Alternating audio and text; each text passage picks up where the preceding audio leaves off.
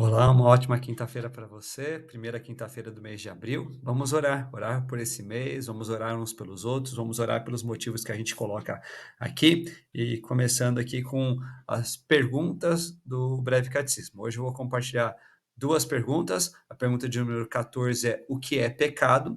E a definição do Breve Catecismo é essa: pecado é qualquer falta de conformidade com a lei de Deus ou qualquer transgressão dessa lei. Olha que interessante.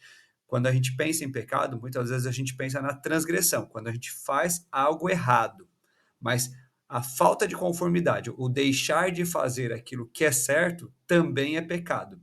E a gente precisa pensar seriamente sobre isso a cada dia, a cada momento. No próximo domingo, Deus nos permitindo, com a celebração da Santa Ceia, na parte da manhã, a gente vai meditar mais sobre isso, para que a gente possa buscar realmente o arrependimento, quebrantamento, transformação da nossa vida.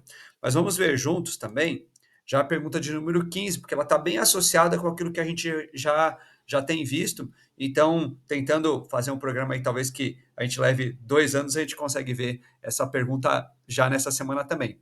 Qual foi o pecado pelo qual nossos primeiros pais caíram do estado em que foram criados? Aqui, essa pergunta e resposta, elas favorecem a nossa memorização, porque se você prestar atenção, boa parte da resposta é igualzinha à pergunta. Então, a gente acaba repetindo isso duas vezes. É um outro tipo de exercício que a gente deve fazer sempre. O pecado pelo qual nossos primeiros pais caíram do estado em que foram criados foi o comerem do fruto proibido. Então, nós já tínhamos visto na pergunta 13 que os nossos primeiros pais, Adão e Eva, não permaneceram no estado em que foram criados, mas eles transgrediram, eles pecaram exatamente comendo do fruto que o Senhor havia proibido que eles comessem. E a gente deve reconhecer, então, como é que nós já nascemos em pecado e louvar o Senhor Jesus Cristo, porque ele nos traz salvação. Então, é motivo para a gente orar também.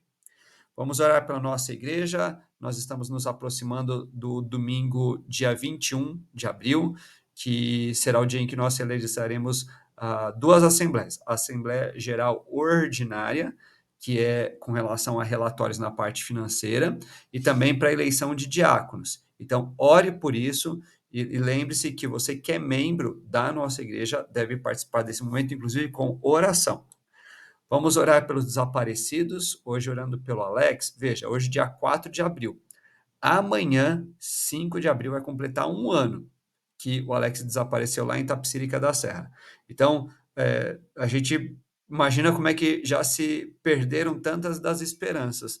Mas vamos clamar a Deus por ele e pela família dele e por uma solução desse desaparecimento também.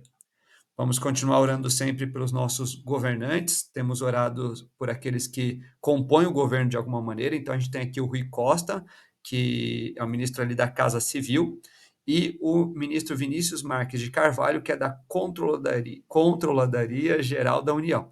Vamos orar por eles. Quando você procura, por exemplo, isso lá no site do governo, você pode ver o quem é quem, a composição. Tem muita gente envolvida com o trabalho de cada um desses órgãos e ministérios. É importante a gente orar por eles, pelos nossos governantes, pelos desafios que a gente tem no nosso país. Hoje aqui compartilhando os nossos missionários da PMT, uma imagem diferente, que é o quadro que a gente já tem, inclusive impresso, a gente vai começar a usar essas figurinhas agora já em breve, mas só para a gente ter uma noção de quantas pessoas estão envolvidas com o trabalho missionário da PMT, como é que a gente deve orar por elas, se você notar aí, rápida visualização, muitas são famílias, tem vários que estão sem a foto por uma questão de segurança. Vamos orar por eles e por recursos para as missões também, inclusive por aqueles missionários que nós temos apoiado. Vamos continuar orando também pelos missionários da Junta de Missões Nacionais, aqui também já é do quadro atualizado, por isso que a gente está colocando dois e repetindo alguns que a gente já tinha visto também. Legal que agora voltou a aparecer aqui o nome dos filhos, então a Natalício e a Maria José, que estão lá em Joaquim Gomes, em Alagoas, são os pais também do Adalberto e do Atos. E o missionário Gustavo e a Lucélia tem ali, inclusive está aparecendo na foto, a Priscila, lá em São José da Tapeira. Então, vamos pedir pelo trabalho evangelístico missionário em Alagoas, inclusive pelo suporte que a igreja como um todo deve dar. Tá?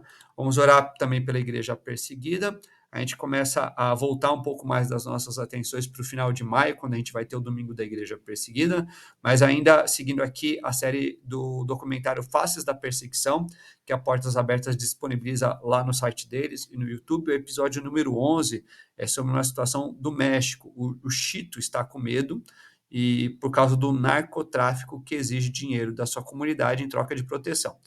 Ele desafia os cartéis de drogas, mas agora eles querem queimar sua igreja. E pastores são assassinados, crianças são sequestradas, cristãos fogem, e esse medo, então, tem o fundamento. É importante a gente orar também pela situação da igreja no México, como em todos os outros países.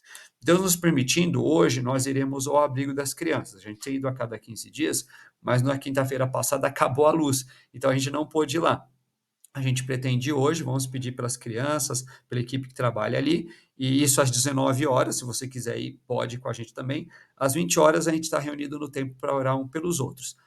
Participe com a gente e, se não puder, de uma forma ou de outra, ainda compartilhe os seus motivos de oração, separe um tempo para orar por esses motivos que a gente compartilhou aqui também, tá? Um grande abraço, Deus te abençoe.